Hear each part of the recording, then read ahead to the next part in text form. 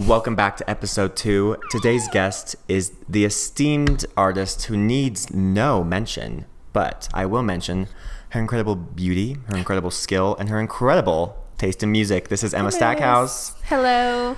She is definitely one of the people I knew would be on the podcast as soon as it came into conception. And I'm just here to talk about Emma's music, Emma's life, and I have no shame in absolutely just derailing and talking about whatever the fuck we want. I wanted to start out with your song of the week. My song of the week. Single or song? Yeah. Gosh, there's so many. I feel like I'm like an album person. I always have I'm almost never listening to a playlist. I'll always have like an album. And I'll have like a couple each week that I'll be like really listening to.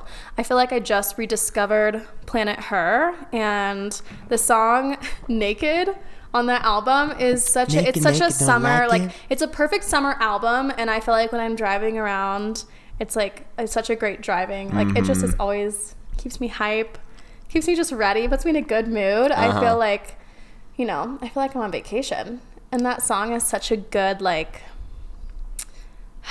just such a good vibe, the whole thing. So good. But that song specifically is so fun to dance to. Naked. Because she got some so Rihanna fun. Caribbean kind of beats going on in that album. Yes, that's what it is. It's the beat is great.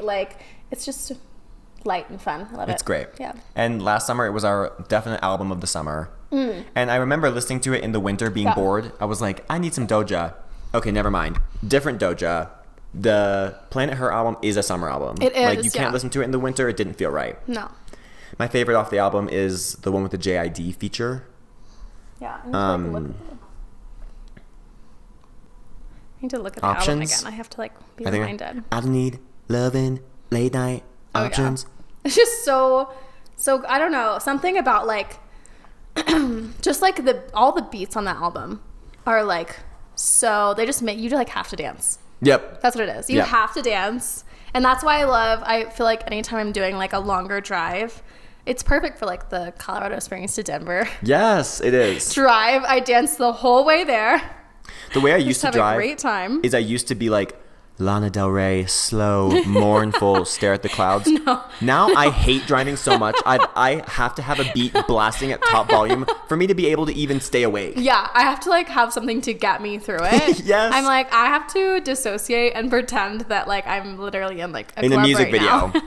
Or else I will not be able to make it on the journey. Yeah, or Woman. Oh my God. Let me be fun. up. Woman. I don't think Ariana Grande feature. Oh, yes, so good. And the allegory for I don't do drugs is just so good. It's I don't do drugs, and you, a man, are a drug. I don't do you. Because I thought the song was actually going to be about not doing drugs. Yeah. No, it's about men. Don't do men. Yeah. Avoid them. I have to say, probably my other really, really favorite one on there is Love to Dream. Because I feel like Doja doesn't always sing. I feel like she does a lot of rapping, and her style isn't singing. Yes. For most of the song. And in Love to Dream, that chorus is so beautiful. People forget that Doja can sing. Yeah. And it's always really weird because I know people do this just to start Twitter conversations. Yeah. But it's always so funny when you see someone tweet, Doja is a rapper. And a verse, I'm yeah, she definitely is both. Yeah. I think Nicki Minaj paved the way. Grand Piano by Nicki Minaj, where she's singing out Grand Piano. And everyone's she can sing. And people still have theories that is not her. They're that is actually, that has to be another woman because Nicki's a rapper. I'm you think that someone made it in the industry by being a single faceted talent? Yeah. You think they made it this far without being able to sing, rap, dance, do it all? Yeah, literally. That one's beautiful. That's and her Grand Piano. The live performance of that, when they did all the Vivo. Yeah, all the Vivo lives were so good. The production in the was desert crazy, with a gold stage. But she literally looked like a goddess. That crazy dress she had on. Oh my God, it was so perfect. So good. So good, yeah. And I think that last summer was the peak of the obsession with this, but I feel there's going to be more rollout with the Doja stuff soon to come. I feel with Vegas, off of the new Elvis album. I'm like, I wonder if she's doing something new coming up. Yeah. Vegas. But so good. Vegas is so good. So unexpected. At first, I love when people can do like a fun twist on like something classic. When, I don't know, I just love when like older, more like classic songs get like sampled into something new. Yes. And it's like not upcycled, but just when someone can like put their own creativity into it. Like it's not just a cover, you know? It's like they took it and like spun it into like a whole new thing. It's like really cool. And at first I didn't like the sample. Yeah. It actually took me watching the movie to like get behind it, because I didn't like how it was the like looped part before she sang Hound Dog. Get it. Yeah. And I was like, you need to sing Hound Dog now. Like I wanted the full sample, and it took it being in the movie and seeing it with you to be like, okay, no, I get it now. Yeah. And it's kind of corny, but if you like swipe down on Spotify, it says, "This is Hound Dog for the modern woman." Yeah. And when I first read that, I was like, that's kind of cheesy, but it's kind of right. Yeah. Because Doja's talking about all the same stuff that Hound Dog is. She's just turning it into like a rap. Yeah. Speaking of Elvis, I think that what was also fun about that movie is like he did that so much of taking like so many of his songs, you know, were already being done by like Black artists, or they had been like, they were like much older, but like he put all these, you know, he put it into his own style. So many of his songs, like Hound Dog, like, you know, the first single that like, you know, put him on the map, whatever.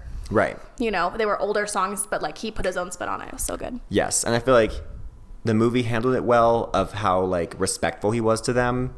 And I feel like he was their friend. He like was the friend up in the attic singing with all of the people who had originated these songs. Yeah. And then like he eventually down the line like was a pioneer, because it literally took a white person to get the other white people to even like take Black people's music seriously. Which is so sad. So sad. It's so like, horrible. I feel like it's awkward because yes, he did take credit for like a lot of their work, but at the same time, no one was going to give a Black person credit. When Elvis was releasing music, it really did take him showing people that like, oh my gosh, maybe you guys should be a little bit more open-minded and not just listen to, what's the genre that the artist country. Who came before him, it was just like generic country, slow, and people thought he was possessed by the devil because he wanted to dance and sing, you know, because that was like rhythm and blues, taking the rhythm and blues and bringing like rock and roll into like the mainstream. But I think that I really like the movie. If you haven't seen it, go watch now. Such a good movie. I had known that he had taken a lot of like inspiration and influence from Black artists and culture, but it was really cool to see the story told with that being such a big part of the story, because I think that was like his whole childhood. I don't think like everybody knows that, you know. I think that people know, you know, like Hound Dog. People know that, but it's like just how heavily influenced he was by just that whole like culture. It's like very cool. And going to the like gospel revival in the field and like hearing it for the first time, that was really cool. Yeah. And I didn't know that he was like an activist when it came to like segregation and all that stuff too. Yeah, same. So very cool. Very cool. Go Elvis. We love Elvis. Go Elvis. Yes. Yeah. That has definitely been one of my like things this week. I've been listening to a lot of Elvis music. Yes, my Elvis. He's up on the charts now with me. Elvis. I'm into like older artists this week. Elvis and Fleetwood Mac. That's been what I'm listening to this week. Yeah. I've been listening to Fleetwood Mac is great because I feel like it's music that you can, this sounds bad, but you can like play in the background. It's just vibey. A lot of it's like very chill. I've literally just been like pushing shuffle on like Fleetwood Mac and having all their stuff and I'll do it while I'm like sketching and things like that. And it's like really vibey. They have such a defined sound. It's like this, no matter what you're playing or which song, which album, it's like, this is Fleetwood Mac. Yeah. So I'm really loving the older artists this week. Yes, I love them. And when I was younger, I definitely loved like the Fleetwood Mac covers because I did not have like a full appreciation for what's that called necessarily? The final export, the tuning of the songs, the mix. I didn't necessarily like the mix of a lot of the Fleetwood Mac songs. Especially weird because older artists will have like 10,000 remasters on Spotify. Oh my god. The album that Dreams is on, I don't even know what that album, I'm sorry, forgive me. I don't know what the album's called. Where is it? I was just listening to it. It is... Is it not Dreams? Is it? I don't know. Wait, I was listening to it this week. Rumors. Oh, yes. Rumors Super Deluxe is what's on Spotify, and I swear to God, look how long this album is. It's insane. Because there's lives, remasters, demos. It's gotta have like 40 songs on it. It must. Yeah. It's insane. It's insane. So many masters, remixes, whatever. And yeah, I mean, they're giving you the option to where if you are not happy with one of the mixes, you can go find another version of it. Apparently. Kincaid, if you hear my cat in the background, he is lost. He gets lost in his own house. I'm a big upper high fiver. I will high five the shit out of someone if it's high. Oh, I just cracked my back. That was nice. Oh, transition. Is she raising her hand? Is she high fiving? Is she cracking her back? Listen to that shit. That's amazing. We're good at that. It's impressive.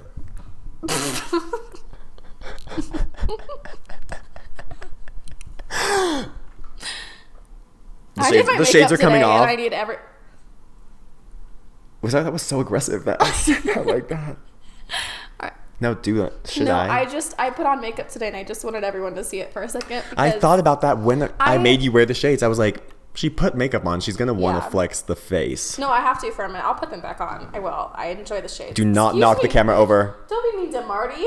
Were you chasing Marty? Of all people? Jules, do not push it. This problematic bitch. If we had a crew, we'd have B cam on Jules right now. I mean, I have an iPhone literally right here. I'll be my own crew. No, I don't know. I feel like this has been the skincare over makeup summer. Also, I'm lazy as shit right now. So between those two things, I haven't worn makeup in like months. And I just... examine the beauty. Some of those original Billie Eilish bangers. Yeah. I'm scared. Oh my God, bitch. Like, that's what's crazy about an artist, like, having pretty much everything they do be perfect. Yeah. It's like, up to the beginning of Billie Eilish, those are almost my favorites, just because they're so good, and they're like still so good. Perfect. Because, like, when they came out, they were good. But, like, they also aged so well. Yeah, like they are still so good. The EP of her Under the Red Ladder is just so, like, I just listened to it when it came out and I was like, yeah, stuff. And now that I listen to it now, I'm like, oh my gosh, this is like perfection. It's the way good. That even in that EP, they flow between each other. Like they connect. Right, yeah. Yeah, and also, I don't know. I'm always so impressed with Phineas. Yes. Because, like, and they're like I don't know, partnership it's and like, working of course, together. Like, of course they were so good. It's fucking Phineas. Yeah. And, like, oh my God. It's so funny because I was just talking with Clay and Jamie about Phineas and how they saw him. And I'm like, technically, I have as well. Yeah. He was playing for Billie. Oh. And he rushed out onto a tour, and I didn't even realize that I looked at it. He, like, released his album, immediately went out on a little tour, a tiny one. And I remember looking at that and being like, huh, weird. He was booking it so he could be playing with Billie. Yeah. He was like, I'm just going to do a couple of these, and I'm going to go, like, tour the world. I was so jealous. This would have been such a cool experience. But on TikTok, I saw that at one of Phineas's show, maybe it was, like, his last show or something, but she came out on stage, and it was, like, in the small venue, whatever, and I don't know. It was just, like, how cool would it be to see Billie Eilish in a small venue nowadays? Like, that'd be so special. I feel like everyone was so annoyed with Olivia Rodrigo for having small venues for her first tour. I totally get what she wants, though. I know how, like, she's like, my first tour, I want to have, like, a little one. And it's like, especially for, like, a newer artist, there's, like, the guarantee that, like, every venue's gonna be packed. It's not gonna be sad. Like, imagine going on a stadium tour and, like, not being able to fill the stadium. Right. That would be sad. I went to that, like, random festival. The one where I felt like shit. We had to leave. I, like, fully had to leave. Oh, yeah. I remember that. No, I just felt terrible. And like, that's the thing. Being at a concert is fully for people who are completely fine. If you come to this concert, you have to be completely fine. But it's just like, I'm sorry, the sensory overload, because that is the wild thing about being in, like, in any venue, but especially a stadium, is, like, their capacity to, like, put on a production is, like, insane. It's overwhelming. And you're around so many people. But festivals are crazy. Insane. The concept of a festival. I feel like I would instantly get sick. I would show up day one, vomit, need to leave. I have realized that there's a very weird line that is just like this. I don't know where the line is drawn. I don't know where to draw it.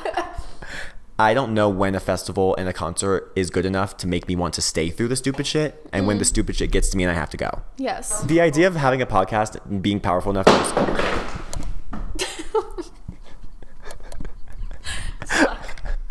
especially dropping something in this house, it like ricochets through the bones of your soul. Christ. Did it crack? No. Thank God. I'm always so impressed with the new phones. Those iPhone 6s. Does my hair look stupid this way? No, it's great. I was thinking it'd be so funny if it was like behind the glasses. What would that look like? Not in front of your eyes. It's kind of good though. Right? I feel like at this point, I forget that I'm going to be adding this like grainy ass filter and like zooming out and editing it. I'm like, will they be able to tell who we are? I feel like that's the thing I always fear about doctor's appointments, especially like dental work, any like kind of treatment. You're like, I'm always in there thinking I'm going to be shot in the head multiple times and have to like crawl out, you know? I'm like ready to like live and fight for my life, you know? Yeah. And every time I'm like, oh, put me under anesthesia again. And then you get home and then the pain sets in of dental work, or like I've had like random. Yeah. Or like when you're like half of your mouth is just numb for the rest of the day. Just so. Have you ever had any eye things done? Where they dilate your eyes? I have not had my eyes dilated. I did get my eyes numbed so that my doctor could poke it. Hey, bitch, I kind of want to poke that eye. Mind if we numb your eye so I can... No, it's so no. You have to like, it's like an eye drop, and it's crazy because it makes your eyes just feel like, basically just feel dry, but you actually can't feel your eyeball once you put the drops in. And then the doctor does a little thing that like taps your eye to test for glaucoma. Oh, they thought you had glaucoma? No.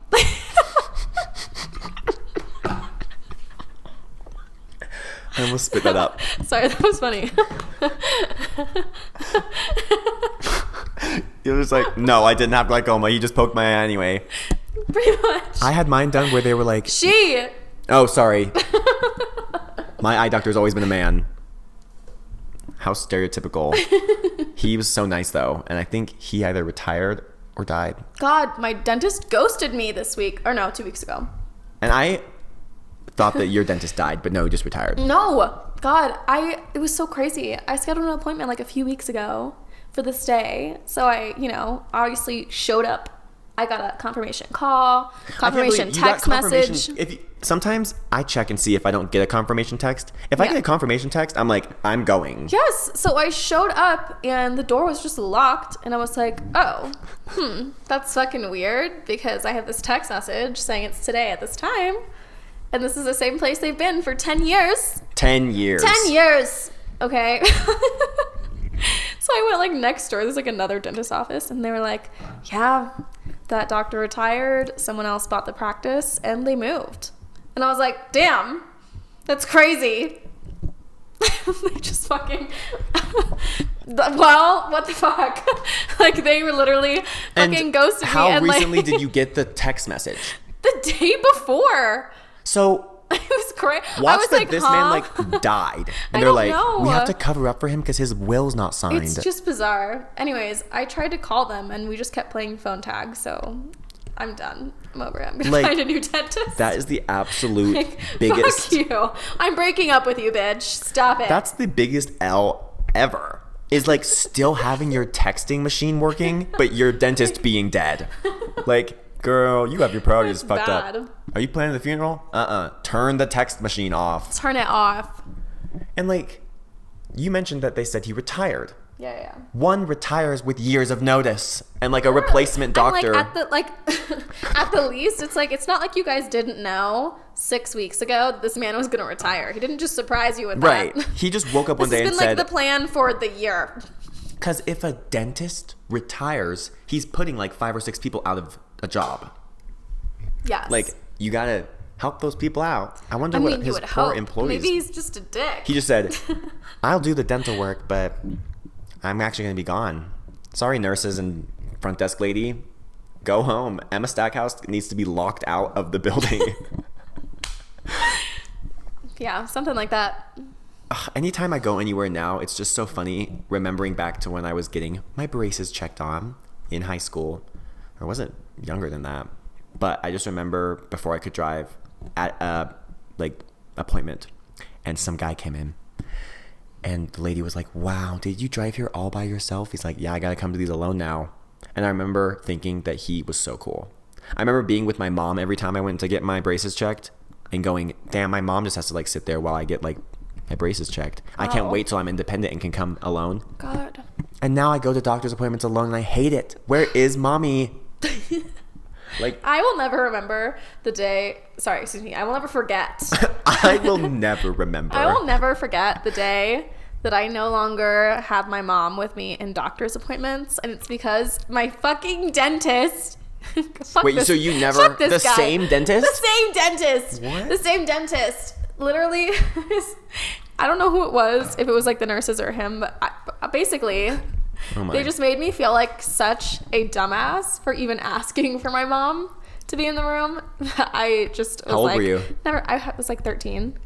13? I was like 13 and That's I was very getting a normal cavity age. filled, and I was scared because I'd never had my teeth drilled or had a shot in my mouth or anything. And I was like, can I, I was like scared, you know? And I was like, can my mom be in here? Like, can my mom come in? Whatever. And they were like, huh? What? They're like, and I was like, okay, never mind, whatever, go for it. And bitch, I just got over it. They said, grow up now. Literally, I just got it. Literally, up until then, I was so scared of needles and everything. And literally after that day, I got the fuck over it. I was like, well, guess this is it. Guess this is just a shithole filled with scary shit. And I just have to get the fuck over it. Like, people stabbing me with needles, totally fucking fine. Isn't that insane? At some point in your life, you're like, Totally you don't fine. need mommy anymore. Just let them stab you. You could give me stitches right now. You could, give me a shot. You could draw blood. You could fucking punch me in the face. And I'd just be like, God damn. That's what I'm saying. Now that you're an adult, you have that feeling like you're going to be shot in the head when you go to the doctor. I'm like fully prepared for fucking anything at any given point. Like, anytime right I go, I'm like, yeah, bring it on. This is as good as it gets. I'm like always ready for them to be like, this is a fatal thing happening right now that needs to be removed now. Like, I'm always like, I could do it. Like, Yeah. I'll be in there and I'll be hyping myself up and I'll be having a bad day and I'll go, if they got to remove one of my balls, I can't do it today. I need to go home and think about it. Like, sometimes I'm not strong enough.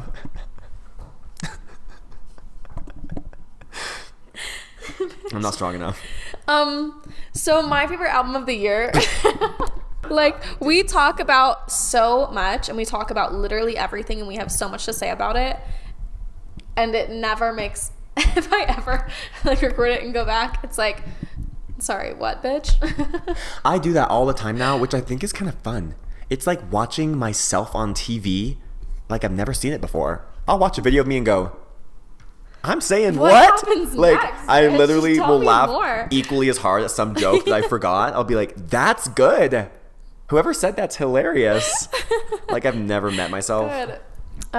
No, I was watching like the first a test episode basically that we did, and I was laughing so hard. The leaked lost episode.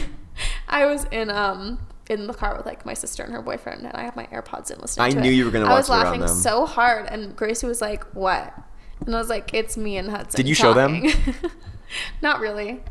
I feel like they thought it would have been funny. Yeah, They I don't would have thought it know. was funny. Yeah, we were like towards the end of the day it's, you know what? I don't mind road tripping at all, but by the end of the day every day, if you're doing like a multiple day tired. thing and you're like, at the end of like day 1 or 2, any given day, at the end of the day, ready to kill. Kill each other? Well, yeah. I mean, you've just been in the car for like 8 hours and you're like, wow, I think if I don't get out of this vehicle and breathe fresh air that doesn't smell like my sister for a second, then I'll kill someone. Wow.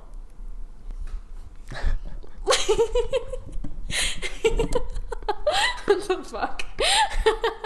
I want to kill someone. I don't want to kill anyone in the car. I'm like, you're driving, bitch. Like, no, not the people in the car, but like if a kangaroo came up and tried to box with you, you take kangaroo down. just like whoever is to my right. Uh-oh. I need to think about that next time. Sorry. I need to position myself better next time. Hudson, I'm ready to fucking kill you. Just, it like smash cuts to just like, beep, we're just like flying across the floor. It turns into like a whole movie. God. Last time on the podcast, Clay literally was like, Hudson, do you think that this is a better film or movie? I said, huh? I'm like, this is a podcast. He was like, oh, I meant to say podcast. And we laughed so hard. He was like, is this a film or a movie? I was like, girl, it ain't either. Or it's both. Maybe this is someone's favorite movie now. Maybe.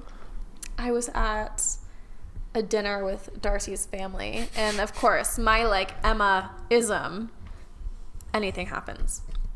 Damn!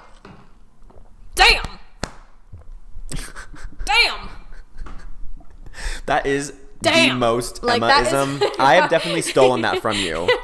And I was at dinner with Darcy's family. I'm like sitting across from her mom. Someone was telling a story, whatever. Damn! And I look at her mom and I go, excuse me, dang. And she... Deadass. I said, excuse me, dang. Why? So, and then she was like, it's okay. You can say damn. I was like... You were like having flashbacks to being younger and being like, oh, I have viscerally scarred someone. And now they're like, yeah, it's okay. I know. I like forget that some people's parents are like normal. If you want to come back for another episode, please feel free. If you don't, I will come get you. Bye. Bye. Okay, stop this. Mwah. La la. La la. Mwah. Mwah. What just fell? Key litter probably just fell out of your ass. You're in the Hint's house. You know.